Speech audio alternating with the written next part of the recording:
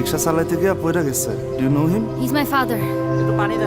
2020 সালে দেশের প্রেক্ষাগৃহে মুক্তি পাওয়ার কথা ছিল নির্মাতা অমিতাভ রেজা নির্মিত সিনেমা রিক্সা গার্ল, কিন্তু করোনার কারণে বদলে যায় সব পরিকল্পনা। এরপর বিভিন্ন দেশের চলচ্চিত্র উৎসবে প্রদর্শিত হয়ে সিনেমাটি পেয়েছে প্রশংসা ও পুরস্কার।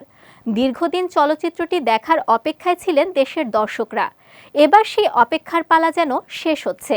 দেশের দর্শকের সামনে আসতে চলেছে রিক্সা গার্ল। জানা গেছে 2025 সালের শুরুতেই দেশের প্রেক্ষাগৃহগুলোতে মুক্তি পাবে সিনেমাটি।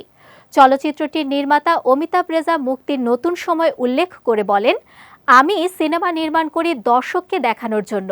এই সিনেমাটি এরই মধ্যে দেশের বাইরে ব্যাপক প্রশংসিত হয়েছে। এবার আমি এটি দেশের মানুষকে দেখাতে চাই। সে জায়গা থেকে আমরা জানুয়ারিতে মুক্তির পরিকল্পনা করেছি।